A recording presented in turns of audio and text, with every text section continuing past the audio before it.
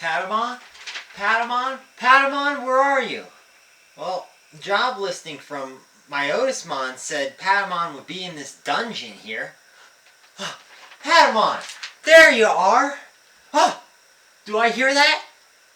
That's a monster house! We gotta get you out of here! Beep! Oh, I gotta get out of here as well! Beep! Ah, job completed! Da-da-da-da-da-da! Another viewer! Oh, let me spin you a great tale. A tale of a good game. Now, welcome back, boys and girls, to Makuda's Corner. Have I got something extra special for you today? It's another game review, and it's about Pokemon. And it's a good one. So, let's get into it. Now, if you couldn't tell, the game I'm reviewing today is called Pokemon Mystery Dungeon: The Explorers of the Sky.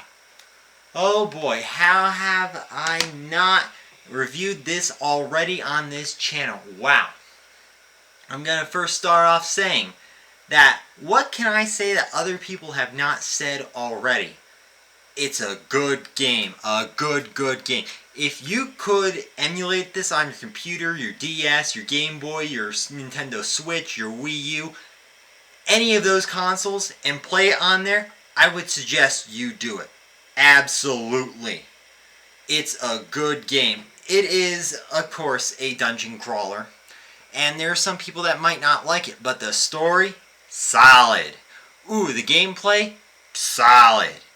And I'm going to be honest, it kind of inches out the mainline Pokemon games too. So, for today's review, let's get into it. So, today, Pokemon Mystery Dungeon: Explorers of Sky. Now, the Pokemon Explorers of Sky is a mystery dungeon game that is a, I'm going to say, platinum version of the two previous games called Explorers of Time and Explorers of Darkness, of which I do have both copies. I'm going to be honest, you might sit here and ask, well, how did you get your hands on both copies in this time? Aren't the prices, really high on Amazon and eBay and whatnot? Gotta be honest, secret ingredient is crawling. But, after I ended up rage buying this a few, years ago, and then ended up getting around to it and playing around it, it's a good game. Oh. So let's talk about the case first. Now, it is quite shiny. The title is quite shiny. We do have a time gear here. Lore spoilers. It's a time gear. And we do have one of the extra characters on here, Shaman, which is now included in the Explorers of Sky, of course, because Shaman does fly. And going inside, we would have the game cartridge right here. It's sitting right there, but I don't want to get it right here. And inside, we do have the manual, which does include a list of the starter Pokemon you start off as. You actually play as a Pokemon in this game, not as a human. You turn it into a human-turned Pokemon, which is very interesting. I'm going to say it does, inch into furry territory. Be aware, but pay no mind to it. It's a good story. You can look past it without having that. If this damn thing would get out of the friggin' case.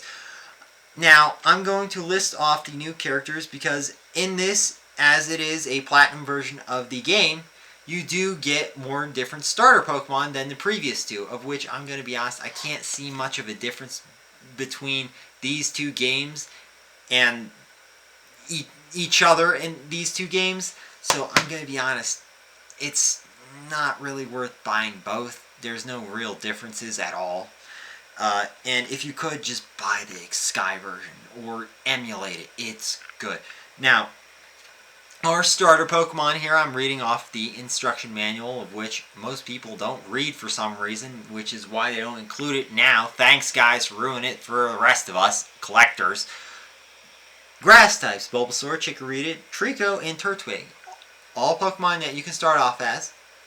Squirtle, Totodile, Mudkip, Piplup. Oh, good choices. Pikachu. And Shinx. Odd, but acceptable as well. Torchic, Charmander, Cyndaquil, Vulpix, and Chimchar. Great choices for fire starters. Rylu. No. That was a bad move. And then we have Eevee and Skitty, of which you can choose. And you can also start off as a ground type Phanpy. Very interesting starter Pokemon that you can start off as. Mostly starters, but there's some in there that are not starters, but very good choices to include as a Pokemon that you can play as. There are 2 included partner Pokemon, of which you can choose from any of these Pokemon, plus 2, which is Meowth and Munchlax, which are partner Pokemon only. And they are your partners in crime, if you would, during the gameplay of this game. Now, moving forward, now you can flip through it. It tells you about the different items, different rescues, different, I'm going to say, functions of the game that you can play. Very good. You are the rescue team, really, in this game. This game does come after Red and Blue Rescue Team, of which it's same experience, but different story and everything. The gameplay has changed and whatnot, but it's still a dungeon crawler because you move from square to square inside of a dungeon that it does randomly generate every time you get down into it. Friend codes, if you faint, you can send out a friend code online and they can come and save you. Very interesting. Unfortunately, they disconnected the DS for some friggin' reason, and so we can't do that now. Wonder Mail, trades, just using your Wii system. Okay, let's put that down. Then we do have some other flyers in here. Wii and Internet. Okay, let's put an F in the chat, boys, for Nintendo Wii Internet connectivity. F in the chat, please. Join the club, the Nintendo Club, which still runs today. Of course, Nintendo Club, of which I'm not, sponsored by, and I don't think I'm going to be sponsored by anyone here now or in the future, but I'm fine with it. And then we do have the Health and Safety Precautions booklet, of which I'm going to be honest, no one ever read this. It's just good fire tinder here. And then we do have the Wi-Fi connection instruction booklet, of which you can read if you are a nerd. Or if you want to play around with the Wi-Fi. But seeing as they disconnected the Wi-Fi years ago, kind of stuck. But let's get into the plot of the game. Well and truly, I do not want to give spoilers because it is that good. The main story is you are a human turned into a Pokemon in the Pokemon universe. And like it is, the other inhabitants are Pokemon. And, it's quite different step away from the Pokemon games of which you're capturing them. It's a collect-a-thon, you battle with them, trade them. It's basically a gacha, really, without some microtransactions, but they still included it. But Nintendo's got around to including it now. And it's very different from the mainline Nintendo Pokemon games. And I think we all know the reasoning behind it. The mainline Nintendo games in this hand are Game Freak. It's what they're known for. It's what they've been doing for a long, long time. We know them as basically the Pokemon makers up until Pokemon Legends Arceus, which was taken by another company. The people that developed Explorers of Sky here is Chunsoft. So, under the supervision of Nintendo. Now, with their, I'm going to say, Pokemon license to work with, they created and crafted a very, very in-depth story. Well, I'm not going to say in-depth, but it does have quite a few twists and turns that you will never, ever see in Pokemon games. And I don't think it shows a bit of more maturity, if you would, that you would never see in a Pokemon games these days, like Pokemon Sword and Shield or even Scarlet and Violet. And it's what we, the fans, have been hoping for quite a while. This game came out, I'm going to say, during the high times of Pokemon. It's not a black and white, of course, but it's good.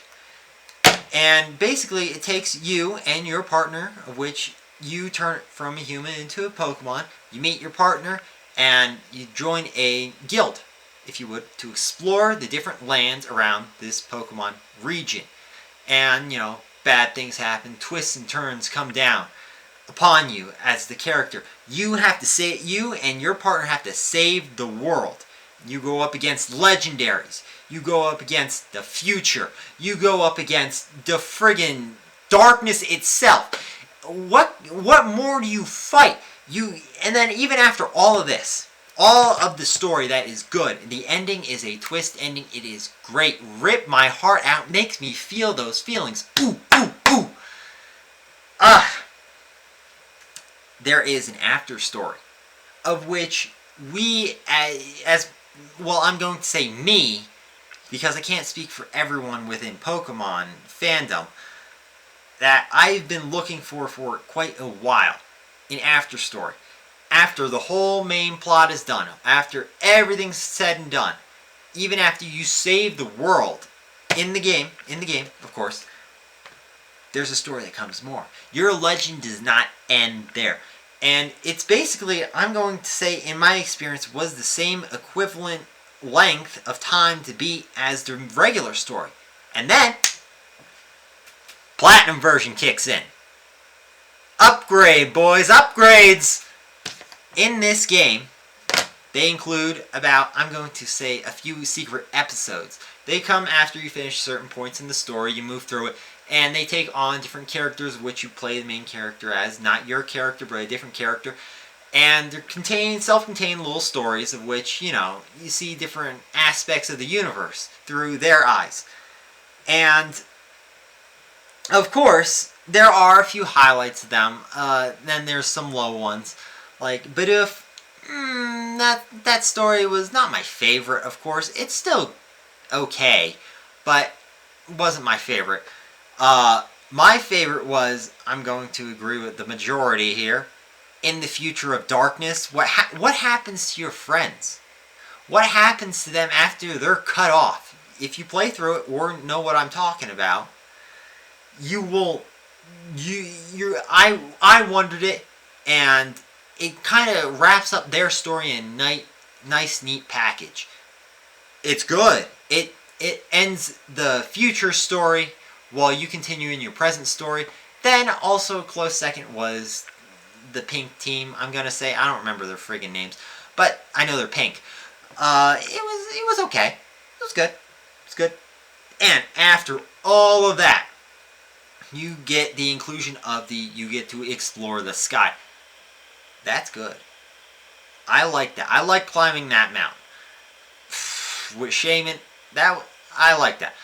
And then, after all of that, you get more. You get the relics.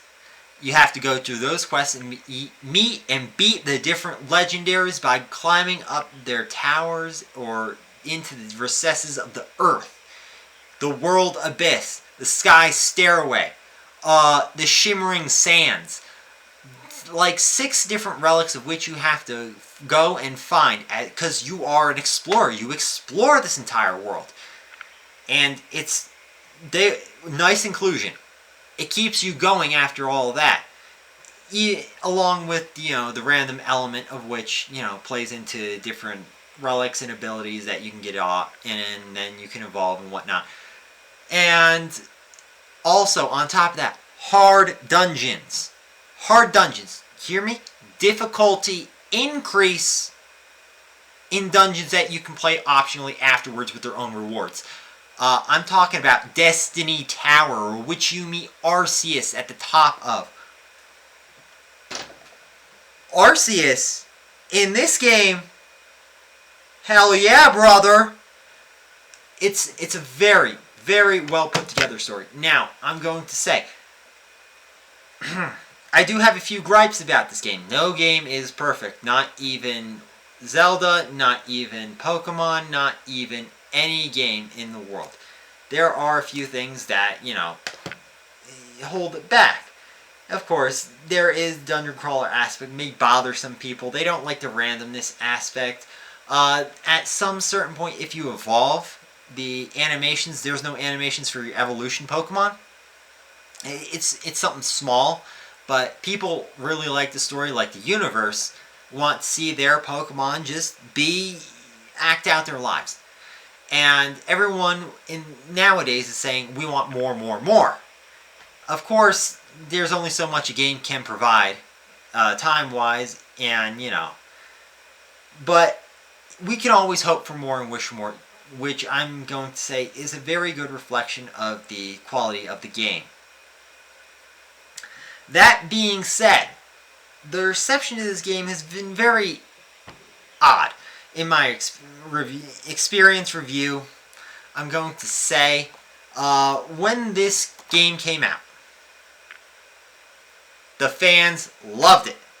The kids, that we were once kids, loved it.